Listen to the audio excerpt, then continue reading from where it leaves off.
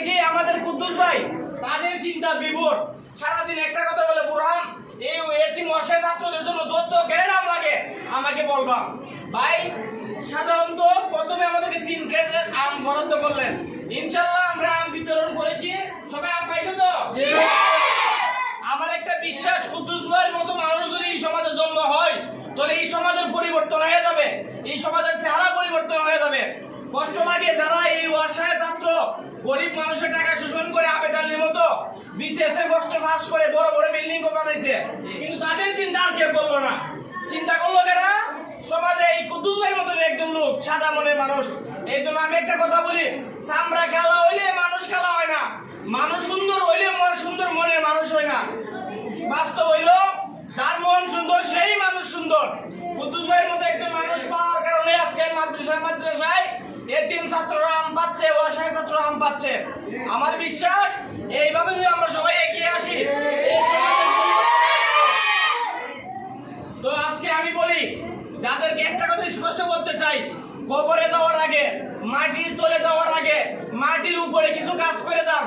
এই কাজগুলো কবরে গেলে সাক্ষী হয়ে দাঁড়াবে, সার্টিফিকেট হয়ে দাঁড়াবে। ভালো কাজ হইলে পৃথিবীর কবরে যাওয়ার সার্টিফিকেট। যদি আল্লাহর কাছে মাপ পাইতে চান, এতিম অসহায় মাথা হাত বুলাই দেন, অসহায় ছাত্রদের পাশে দাঁড়ান, পড়তে পারে না টাকার জন্য তার পাশে দাঁড়ান, তাহলে সে শিক্ষা অর্জন করে এই সমাজ পরিবর্তনে অগ্রণী ভূমিকা পালন করবে। আমরা চাই এই সমাজে ভালো মানুষের জন্ম হোক, ভালো মানুষের চাষাবাদ হোক। ভালো মানুষ যদি জন্ম হয়ে যায় সমাজে দুর্নীতি কমে যাবে। এই যে আজকে এই ছাত্রগুলা তারা দুনিয়াতে আর যাই করুক আর না করুক, কমপক্ষে দুর্নীতি করবে না, তারা এই সমাজকে শুষে খাবে না, এই দেশে যুগের মতো রক্ত শুষে খাবে না।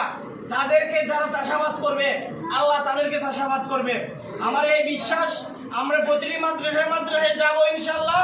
তবে এই ভিডিওটি শেয়ার করে সমস্ত মানুষের কাছে পৌঁছে দিবে। আমরা যাদের আরো অসহায় এতিম ছাত্র আছে তাদের লিঙ্ক কমেন্টে জানাবে, ইনশাআল্লাহ সেই মাদ্রাসায় আমরা যাব। প্রতিটি মাদ্রাসায় ইনশাআল্লাহ আমরা আম খাওয়াবো। কি বলো, তোমরা খুশি তো? আল্লাহ তাই দেখেছো, তারা সাক্ষী দিছে, তারা খুশি, তুমি খুশি হয়ে যাও। আর তুমি খুশি হইলে জমিনে রহমত নাজিল হবে, এই জমিনে গজব করা বন্ধ হবে। আর এতিমরা খুশি হইলে আল্লাহ রাসূল খুশি হয়ে যায়। এই আল্লাহ রাসূলের মাদ্রাসা থেকে আজকে বিদায় নিচ্ছি। সবাই ভালো থাকবেন। আল্লাহ হাফেজ।